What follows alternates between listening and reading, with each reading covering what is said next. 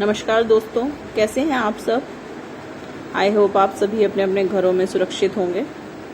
तो चलिए हम स्टार्ट करते हैं अपना आज का वीडियो। हमारा आज का वीडियो जो हमारा नेक्स्ट टॉपिक था, जो पिछले वीडियो में मैंने आप लोग को पढ़ाया था, वर्ण और वर्ण व्यवस्था के बारे में।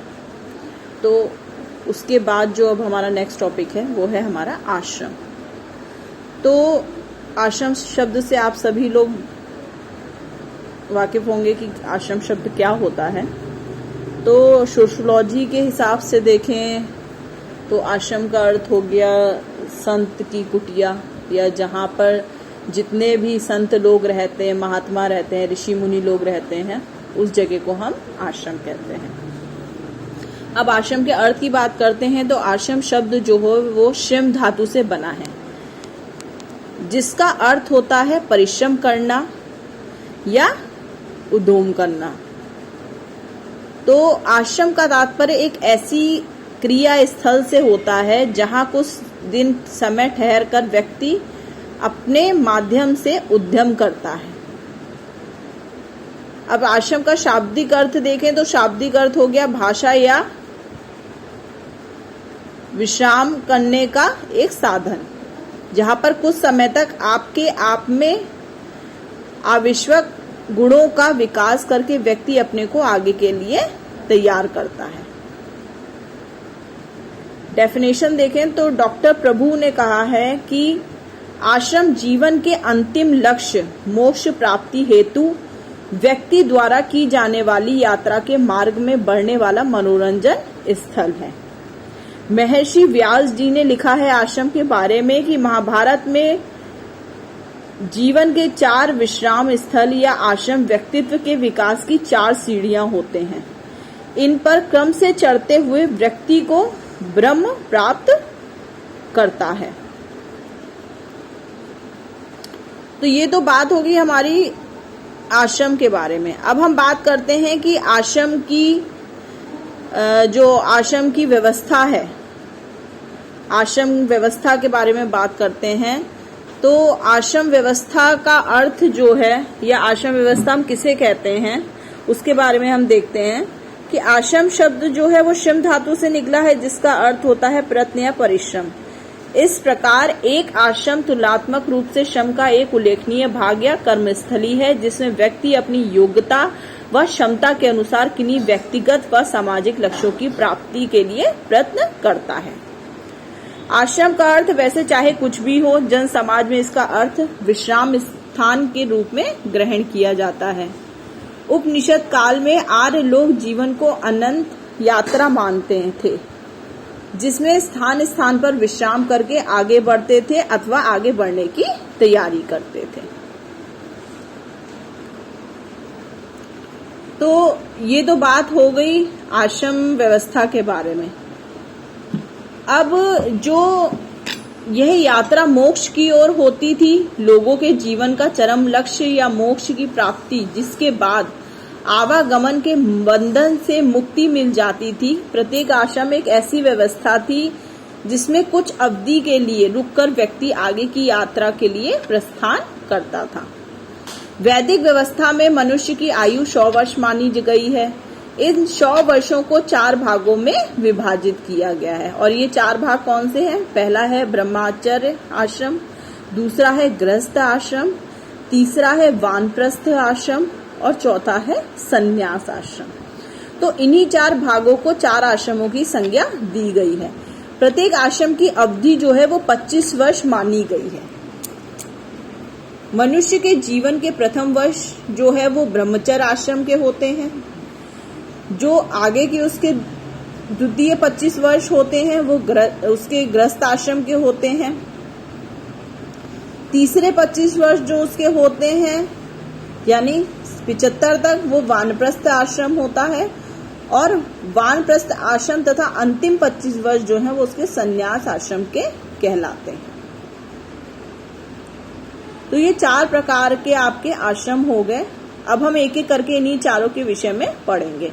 तो हम सबसे पहले ब्रह्मचर्य आश्रम की बात करते हैं। तो ब्रह्मचर्य आश्रम की जो अवधि है वो 25 वर्ष तक मानी जाती है। जब से बच्चा पैदा होता है उससे लेकर के 25 वर्ष तक उसकी जो आयु है वो ब्रह्मचर्य आश्रम के अंतर्गत आती है।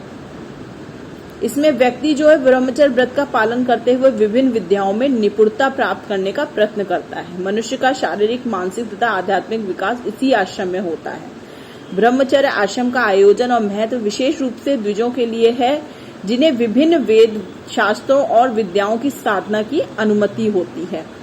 इस आश्रम में यज्ञोपवीत या उपनयन संस्कार के पूर्ण होने पर द्विज प्रवेश करता है जिसकी आयु सामान्यतः 8 से 16 वर्ष की होती है। प्राचीन ग्रंथों के अनुसार एक ब्राह्मण साधारणतः 8 से 10 वर्ष, क्षत्रिय 10 से 14 वर्ष और वैश्य 12 से 16 वर्ष की आयु के बीच उपनयन संस्कार के माध्यम से ब्रह्मचर्य आश्रम में प्रवेश करता है।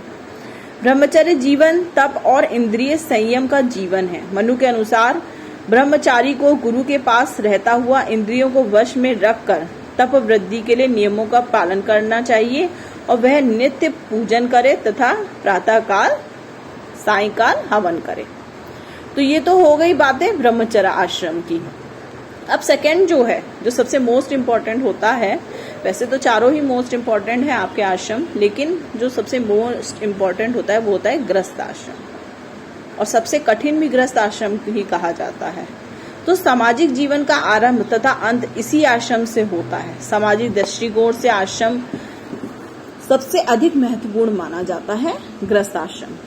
साधारणतः ब्रह्मचर्य आश्रम के समाप्त होने यानी कि 25 वर्ष की आयु तक व्यक्ति शारीरिक और मानसिक दृष्टि से इतना समर्थ हो जाता है कि वह जीवन में अर्थ और काम की उचित साधनाओं, पारिवारिक व सामाजिक उत्तरदायित्व का निर्वाह कर सके।